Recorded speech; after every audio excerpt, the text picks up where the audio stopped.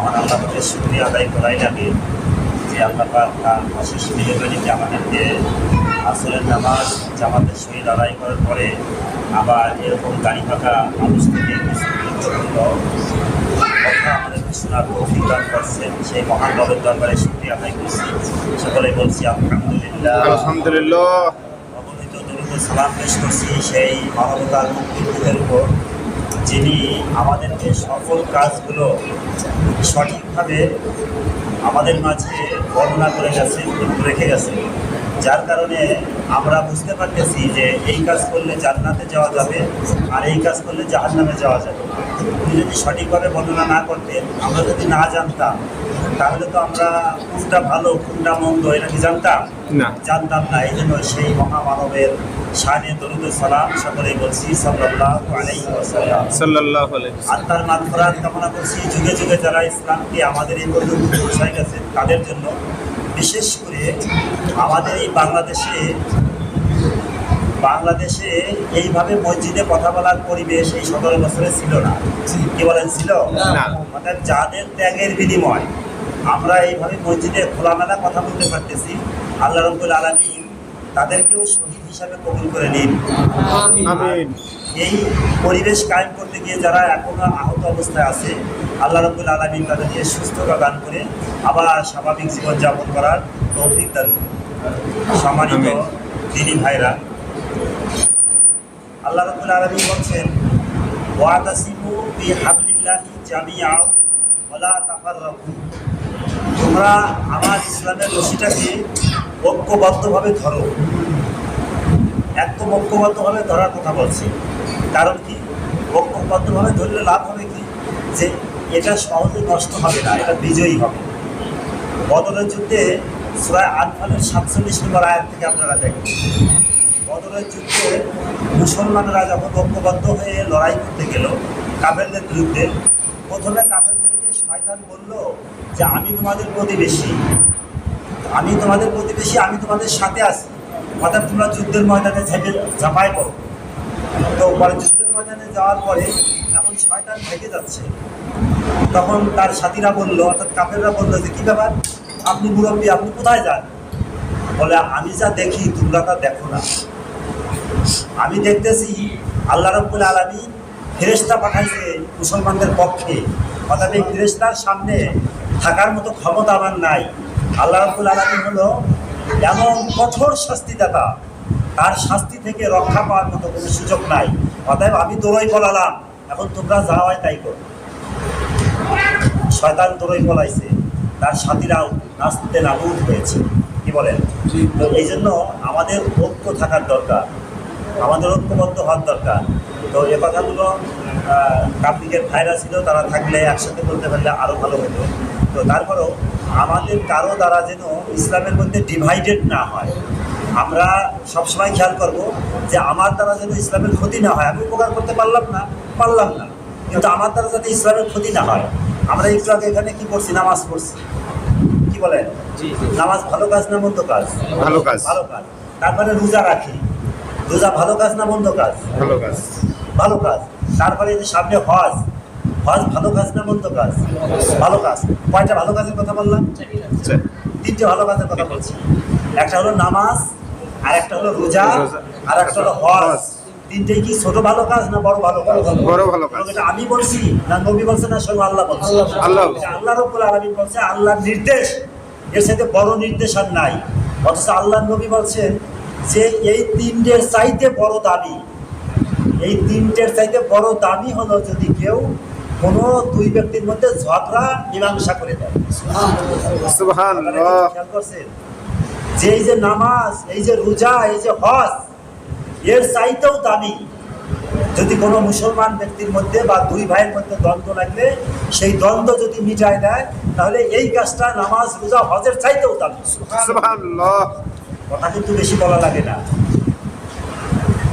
খেয়াল করে দেখেন। অতএব আমাদের দ্বারা যেন মানুষের মধ্যে ঐক্য তৈরি হয়, আমাদের দ্বারা যেন ঐক্য বিনষ্ট না হয়। কারণ আমি এক ধরনের টুপি পরছি, আমি এক ধরনের পাঞ্জাবি গাইতেছি, আমার টুপি এবং আমার পাঞ্জাবি আপনাদের সবাই পাঞ্জাবি টুপির সাথে কি মিল আছে? মিল নাই। কিন্তু টুপি তো পরে আছে সবাই, কাপড় তো পরে আছে সবাই। কি বলে? একজনের পাঞ্জাবি সাদা হইতে পারে, একজন গেঞ্জি পরতে পারে, একজনের কালো হইতে পারে, একজনের লাল হইতে পারে, টুপি পাস কলি করতে পারে, যে কলি করুন, কিন্তু টুপি পরা লাগবে এ কথায় তোকে দ্বিমত নাই, কাপড় পরা লাগবে এ কথায় কোনো দ্বিমত নাই। অর্থাৎ ছোটোখাটো বিষয় নিয়ে আমরা যেন কেউ দ্বিমত তৈরি না করি। আর একটা বিষয়ে বলা লাগে, যেহেতু সামনে হজ শুরু হয়ে গেছে। আচ্ছা, হজে শুধু বাংলাদেশিরা হজ করার জন্য গেছে? সারা পৃথিবীর মানুষ। সারা পৃথিবীর মানুষ। বাংলাদেশ থেকে যারা হজ করার জন্য গেছে তারা হলো দুই খেন কাপড় পরছে, একখান সাদা, উপরের খানও সাদা, মানে একখান সাদা কাপড় পরছে আর একখান গায়ে দিয়েছে, ঠিক কিনা? পাকিস্তান থেকে যারা আসছে তারা 3 খেন কাপড় পরে আসছে, এরকম না। ইন্ডিয়া থেকে যারা গেছে তারা 4 খেন কাপড় পরছে, এরকম না।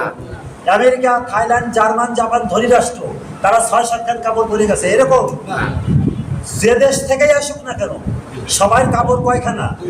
দুইখানা। সবার কাপড়ের রং কি? সাদা। তার মানে এর দ্বারা কি মিন করে, এর দ্বারা কি বোঝায়? এর দ্বারা বোঝায় হলো পৃথিবীর সকল মুসলমানরা এক ঐক্যবদ্ধভাবে চলবে। পৃথিবীর সব মুসলমান যদি ঐক্যবদ্ধভাবে চলে তাহলে কোনো বাতিল শক্তি মুসলমানের সামনে মোকাবেলা করার সাহসই রাখে না। অতএব সম্মানিত দিনী ভাইরা, এই হজ থেকে কি শিক্ষা আমাদের নেওয়া উচিত আর আমরা কি শিক্ষা দিচ্ছি? হজের অধিকাংশ সুন্নাত হলো আমাদের মুসলিম জাতির পিতার নাম যেন কি? ইব্রাহিম আলাইহিস সালাম। ইব্রাহিম আলাইহিস সালাম। অধিকাংশ সুন্নাত হলো ইব্রাহিম আলাইহিস সালাম থেকে নেওয়া হয়েছে, ইসমাইল আলাইহিস সালাম থেকে নেওয়া হয়েছে, হাজের আলাইহিস সালাম থেকে নেওয়া হয়েছে। কিন্তু কেন? এদের থেকে তো আমাদের ইসলাম নেওয়ার দরকার ছিল না। কিন্তু এনাদের যে কাজগুলো, এই কাজগুলো আল্লাহ রাব্বুল আলামিনের কাছে এত পছন্দনীয়, এত ভালো, যে এই কাজগুলো আল্লাহ রাব্বুল আলামিন উম্মতে মুহাম্মাদির জন্য কিয়ামত পর্যন্ত ফরজ ওয়াজিব করে দিয়েছে। সুবহানাল্লাহ। 2 পাহাড়ের মধ্যে যে সাই করে, দৌড়ায়, সাফা মারওয়া দৌড়ায়, এটা তো আমাদের নবীর সময়কার কাজ না, এটা হাজের আলাইহিস সালামের কাজ। হাজের আলাইহিস সালাম এই কাজটা করেছিলেন, এটা আল্লাহর কাছে খুব পছন্দ হয়েছিল। এই জন্য আমি বিস্তারিত ঘটনার দিকে যাচ্ছিল, খুব পছন্দ হয়েছিল, এই জন্য আমাদের জন্য এটাকে ওয়াজিব করে দেওয়া হয়েছে। কি বলে? ইব্রাহিম আলাইহিস সালাম যে কাজগুলো করেছিলেন সে কাজগুলো আমাদের জন্য ফরজ করে দেওয়া হয়েছে, আমাদের জন্য ওয়াজিব করে দেওয়া হয়েছে, কারণ আল্লাহ রাব্বুল আলামিনের কাছে এই কাজগুলো পছন্দ দিয়েছিল। এই জন্য আমরা এমন কোনো কাজ করব না যে কাজ আল্লাহ অপছন্দ করে। আল্লাহ অপছন্দ যদি করে সে কাজ যত ভালোই হোক করা যাবে, একটু পরে হয়তো সূর্য ডুবে যাবে বা ডুবা অবস্থা হবে, লাল হয়ে যাবে। নামাজটা কি ভালো কাজ না? এই সূর্য ডুবার সময় কি নামাজ পড়া যাবে? কেন? নামাজ তো ভালো কাজ, তাই বললে অসুবিধা কি বলেন? ভালো কাজ, কিন্তু এটা করা যাবে না। বিকজ কারণ হলো এটা আমার আল্লাহ এটাকে নিষেধ করেছে, আমার নবী এটাকে নিষেধ করেছে। অথবা আমার নবী, আমার আল্লাহ যেটা নিষেধ করেছে সেটা করা যাবে না। মা আতাকুমুর রাসূল ফাখুযুহু ওয়া মা নাহাকুম আনহু ফান্তাহু। আমার আল্লাহ রাব্বুল আলামিন বলেন যে নবী যেটা বলছে সেটা তুমি গ্রহণ করো, আর যেটা নিষেধ করছে সেটা তুমি ত্যাগ করো। মুহাম্মদ হার গেজনা গুপ্তা তানা গুপ্তা জিব্রাইল হার গেজনা গুপ্তা তানা গুপ্তা রব্বু জলিল। অর্থাৎ আল্লাহর নবী ততক্ষণ পর্যন্ত কোনো কথা বলেন না যতক্ষণ পর্যন্ত জিব্রাইল আলাইহিস সালাম কোনো কথা না বলেন, আর জিব্রাইল আলাইহিস সালাম তত সময় পর্যন্ত কোনো কথা বলেন না যতক্ষণ পর্যন্ত আল্লাহ রাব্বুল আলামিন তাকে কোনো কথা না বলে। অর্থাৎ কাজ যত ভালোই হোক, যদি আমার নবীর আদর্শের সাথে, আমার আল্লাহর হুকুমের সাথে যদি সেটা সাংঘর্ষিক হয় তাহলে সে কাজ করা যাবে? করা যাবে না। অর্থাৎ ভাই একটা আয়াত তেলাওয়াত করছিলেন যে ইয়া আইয়ুহার রাসূল বাল্লিগ মা উনজিলা ইলাইকা মির রাব্বিক। হে রাসূল, আপনার রবের পক্ষ থেকে যে কিতাব আসছে সেই কিতাব আপনি মানুষের মাঝে কি করেন? প্রচার করেন, প্রসার করেন। আমরা আগে ইমাম সাহেব বলেছিলেন যে শ্রমিক কল্যাণের ভাই আসছে। আমি আসলে শ্রমিক মানুষ, আমি এতে গর্ববোধ করি, আপনারা গর্ব নাও বোধ করতে পারেন। তো তার আগে আমি আপনাদেরকে একটা প্রশ্ন করি, নবী যে জিনিসটা পছন্দ করেন আমাদের সেই জিনিসটা পছন্দ করা উচিত কিনা? উচিত। নবী তো পছন্দ করতেন যে আল্লাহ আমাকে তো তুমি জান্নাত দিবা, গরিবের সাথে আমার জান্নাত দিও। তাহলে আমরা বড় লোকের সাথে জান্নাত যাওয়া উচিত না গরিবের সাথে? গরিবের সাথে। অর্থাৎ যারা শ্রমিক তারা সাধারণত গরিব হয়, কি বলে? অতএব আমরা শ্রমিক, এটা আমাদের কি অহংকার, আমাদের গর্ব, এটা আমাদের কোনো অপমানের কিছু না। শ্রমিক ছিলেন না কে? এরকম একজন লোকের নাম আপনারা বলেন তো, যে এরকম নবী রাসূল ছিলেন তিনি শ্রমিক ছিলেন না। আমরা যার কথা একটু আগে শুনলাম হযরত ইব্রাহিম আলাইহিস সালাম, মুসলিম মিল্লাতের জাতির পিতা, উনি ছিলেন রাজমিস্ত্রি।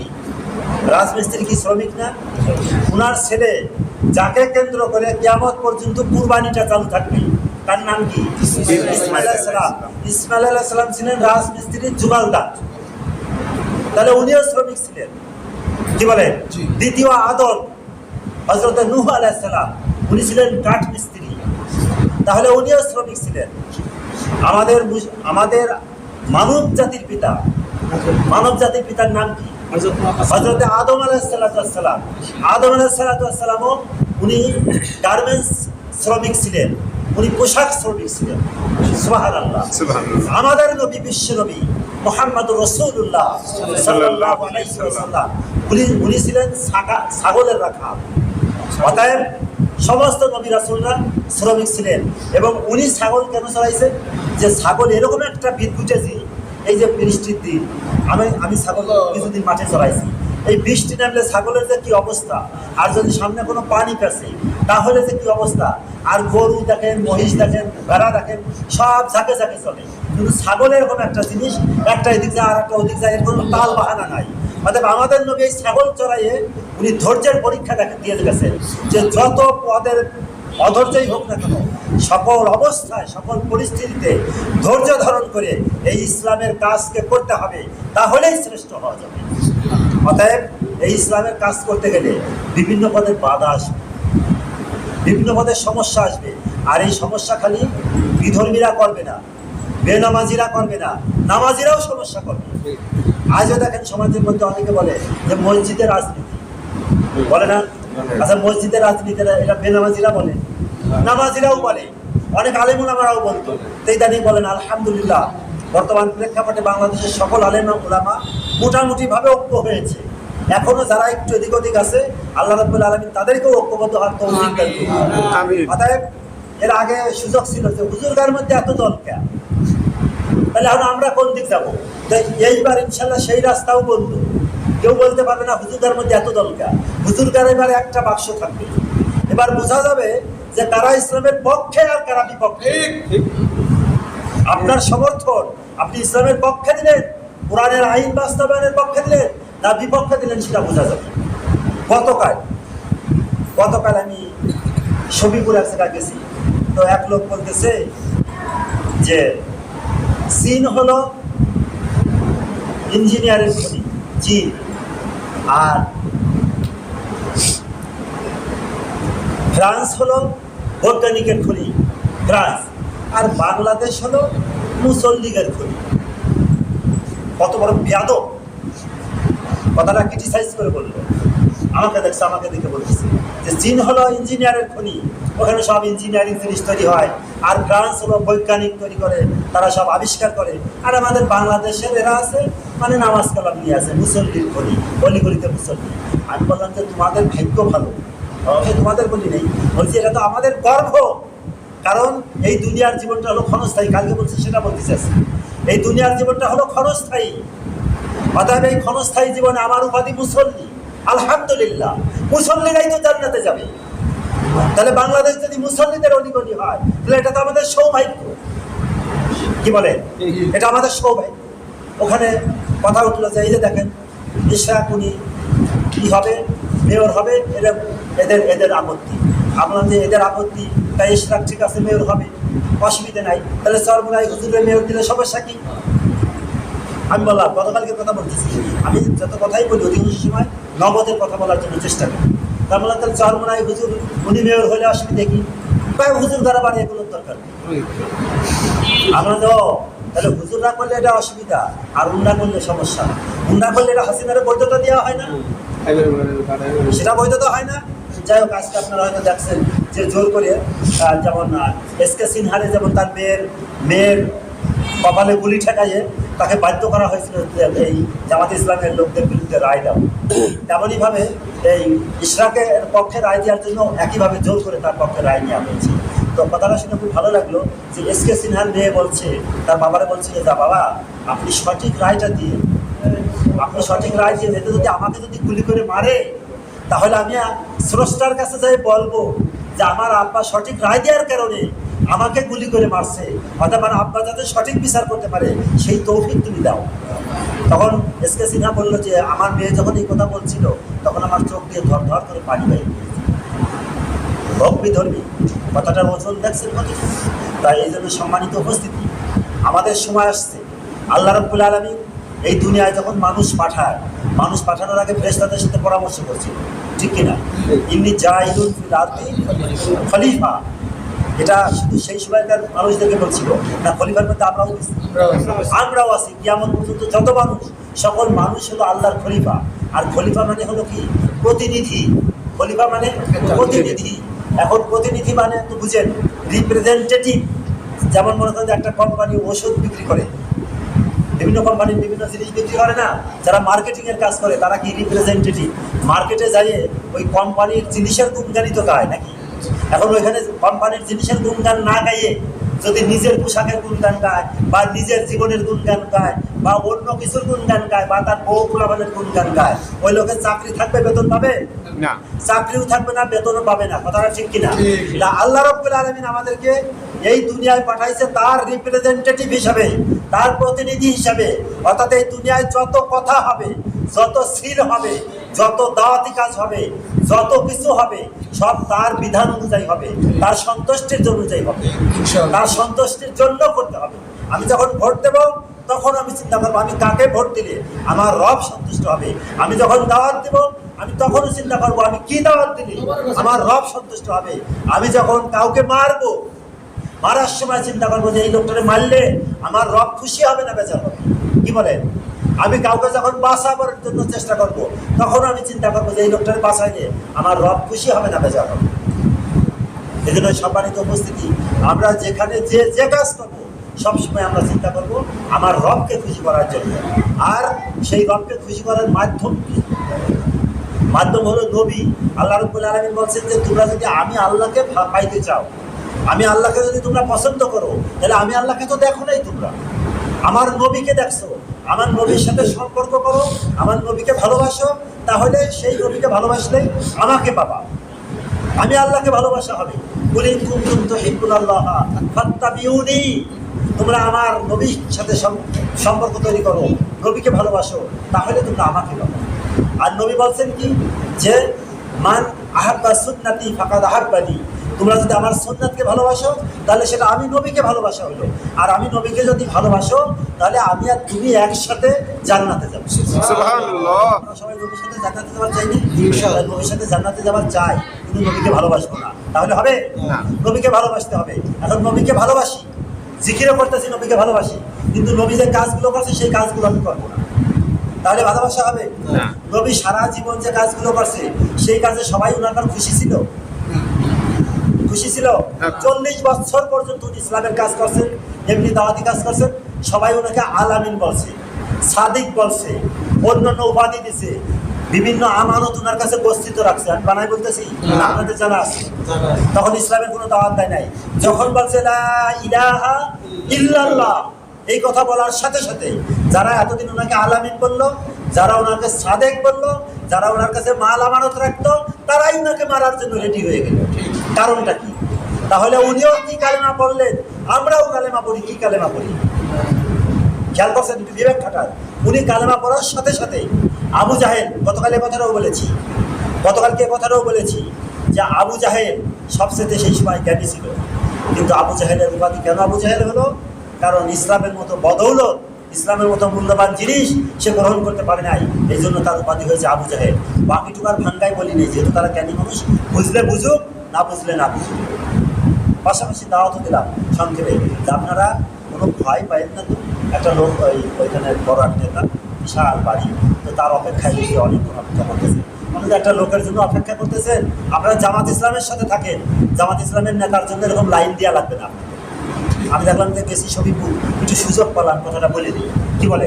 এই জন্য ভাইও বলছে যে বিদায় হজের ভাষণে কি বলছে যে আমার যেই কাজটা, এই কাজটা তোমরা করবা। তার মানে কি? যে তোমার কাছে যদি একটা এলেম থাকে, ওই এলেমটা তুমি প্রচার করো। অর্থাৎ যার যেখানে যেভাবে সুযোগ আছে সে সেইভাবে আমরা ইসলাম প্রচার করে যাবো, তাবলিগের ভাইরা দাওয়াত দিয়ে যাবে। তাবলিগ যদি করে নামাজ না পড়ে তাহলে আপনার জামাত ইসলামে ভোট দেবে কিভাবে? আর জামাত ইসলাম যদি না করে তাহলে যারা তাবলিগ ইসলাম বন্ধ করবে তাদের মোকাবেলা করবে কিভাবে? অর্থাৎ সবার দরকার আছে। কি বলে ইসলামের আমরা মুসলমানরা, আমরা নামাজিরা, নামাজিদের একটা দল এবার যারা নামাজ পড়বে তাদের জন্য একটা বাক্স থাকবে। অতএব এই দেশে ইসলাম প্রতিষ্ঠা করার জন্য ইসলামিক ক্ষমতার দরকার কিনা? সাল্লাল্লাহু আলাইহি সাল্লাম যতক্ষণ পর্যন্ত উনি মদিনার গভর্নর না হয়েছেন, যতক্ষণ পর্যন্ত মদিনার রাষ্ট্রপতি না হয়েছেন, ততক্ষণ পর্যন্ত কিন্তু উনি ইসলাম সঠিকভাবে প্রচার করতে পারেন নাই। এখন একটা লোক চুরি করছে, তার শাস্তি কোরআনে আছে না নাই? কোরআনে কি শাস্তি আছে? হাত কাটার শাস্তি আছে। আমরা এখানে যত নামাজিরা আছি, একটা চোর ধরে হাত কাটতে পারবে? একটা লোক যদি জিনা করে তাহলে তার শাস্তি কোরআনে আছে না নাই? কি শাস্তি আছে? যদি বিবাহিত হয় তাহলে পাথর মেরে মেরে ফেলতে হবে, আর অবিবাহিত হলে তার বেত্রাঘাত করতে হবে। এটা আমরা এখানে যারা আছি তারা পারবো? এই জন্য কি দরকার? ক্ষমতার দরকার, ওই সংসদে যাওয়ার দরকার। অর্থাৎ সংসদে যাইতে হলে আমরা ভোট দেবো বিএনপি, ভোট দেবো অন্য দলরে। কি বলে? ভোট দিতে হবে ইসলামের দলকে, ইসলামের পক্ষে ভোট দিতে হবে। অর্থাৎ এখন আর ওই গোপন থেকে আপনি হাজারো মানুষের সাথে সম্পর্ক রেখে চললেন, আপনি আজীবন বাঁচতে পারবেন? আজীবন যেহেতু বাঁচতে পারবেন না, আপনারা কিছু লোক সাথী আছেন এই পলাশবাড়ি এরিয়া, আমি জামাত ওইভাবে করি আর না করি, মানুষ জানতে যে আমি জামাত করি। ওই আর্টিকেলারা তো আমার কিছু করতে পারে নাই বা করে নাই। আল্লাহ আমাকে হেফাজত করছে। নবী যখন ইসলামের দাওয়াত দিয়েছে তখন গোটা আরবের লোক প্রথম নবীর পক্ষে ছিল? নবীর পক্ষে ছিল না। ভাই তাইবের কথা বলছে, তাইবের লোকেরা নবীকে মারার জন্য চেষ্টা করছে। এরকম কতবার যে নবীকে মারছে, কি নবীর কিছু করতে পারছে? শেষ পর্যন্ত নবীর নাম কিয়ামত পর্যন্ত থাকবে। ওয়ারাফা'না লাকা যিকরা। হে নবী, পৃথিবীবাসী আপনাকে যতই দাবায় রাখার চেষ্টা করুক, আপনি মন খারাপ করেন না। আমি আল্লাহ বললাম কিয়ামত পর্যন্ত আপনার প্রশংসা চতুর্দিকে ছড়াবে। মানে মরতে তো হবেই, মরতে হবে না? মতিউর রহমান নিজামী সাহেব মরছেন, ওনার সম্মান কমছে। সাইদি সাহেব মরছেন, ওনার সম্মান কমছে। মুজিবরও মরছে, দেখেন ওনার সম্মান কতটুকু পারে না কমে দেখেন। এরকম কত মানুষ মরছে, তাদের সম্মান, আর যারা ইসলামের জন্য মারা গেছে তাদের সম্মান দেখেন। এই যে এই পরিবেশের জন্য যারা মারা গেছে, আমরা এখানে যখন চলে যাব, আমরা যখন মারা যাবো, যুগ যুগ তাদের জন্য দোয়া করবে, তাদের জন্য প্রশংসা করবে। অর্থাৎ আমার তো মরতেই হবে। এই বয়সে এই লোকটা ইসলামের কাজ না করলে কি হয়? কথাগুলো কিন্তু দাবি কথা বলছে। আল্লাহ রাব্বুল আলামিন তার যোগ্যতাকে আরো বাড়াই দিন এবং জিহাদি জজবা দান করুন, এবং এদের দ্বারা সমাজের যে অচেতন লোক আছে তাদেরকে সচেতন করার তৌফিক দান করুন। আমরা এখানে যারা আছি, আমরা যাতে ইনশাল্লাহ আমরা কারো ক্ষতি করার মধ্যে নাই, আমরা মারামারির মধ্যে নাই, আমরা হানাহানির মধ্যে নাই, কিন্তু অন্যায়ভাবে যদি কেউ আমাদেরকে মারে তাহলে আমরা প্রতিবাদ কিন্তু করব। কারণ আল্লাহ রাব্বুল আলামিন বলেন, ওয়াল তাকুম মিনকুম উম্মাতান ইয়াদউনা ইলাল খায়র তা'মুরুনা বিল মা'রুফ ওয়া তানহাউনা আনিল মুনকার। তোমাদের মধ্যে একটা দল থাকার দরকার যারা মানুষদেরকে ভালো কাজে আহ্বান করবে আর অন্যায় করলে সেখানে বাধা দেবে। অতএব আমরা সেই দলটা হতে চাই। কেউ সমাজে যদি দুর্নীতি করে, চুরি করে, ডাকাতি করে, জুয়ার দখল করে, যে পদের অন্যায় করুক, আমরা সেই অন্যায়ের প্রতিবাদ করতে চাই ইনশাআল্লাহ। পরিশেষে আর সেই কথাটা আবার স্মরণ করাই দেই যে নামাজ, রোজা আর কি বলছিলাম, হজ, এই তিনটের চাইতে ভালো যেন কোন কাজ? দুইজনের মধ্যে যদি দ্বন্দ্ব ঠেকাই দেয় তাহলে আমাদের যে ক্ষমতা, এতে কি আমরা মানুষের মধ্যে মারামারি হলে ঠেকাইতে পারবো? ঠেকাইতে পারবো না। অতএব আমরা এখানে যারা আছি, সরকারে ঠিক আছে যাইতে পারি না পারি পরের কথা, এইখানে যারা আছি তারা এই শ্রমিক কল্যাণ হোক, জামাত ইসলাম হোক, এদের সাথে ঐক্যবদ্ধ হয়ে এইখানে এরকম একটা শক্তি তৈরি করার জন্য আপনাদের উদাত্ত আহ্বান জানাই, যাতে যেই কোনো অন্যায় হোক সেই অন্যায় যাতে আমরা প্রতিবাদ করতে পারি। যত বড় মাপের লোকের মধ্যে সমস্যা হোক, আমরা যাতে সমস্যার সমাধান করতে পারি, আমরা যেন যে কোনো বিচার আচার করতে পারি। আল্লাহ রাব্বুল আলামিন আমাদের সকলকে সেই লক্ষ্যে, সকলকে মুসল্লিদেরকে নিয়ে ঐক্যবদ্ধ হয়ে এবং সিসাডালা প্রাচীরের মতো ঐক্যবদ্ধ হয়ে এই সমাজের মধ্যে বসবাস করার তৌফিক দান করুন। আল্লাহ রাব্বুল আলামিন আমাদের সকলকে আমল করার তৌফিক দান করুন। আলহামদুলিল্লাহ।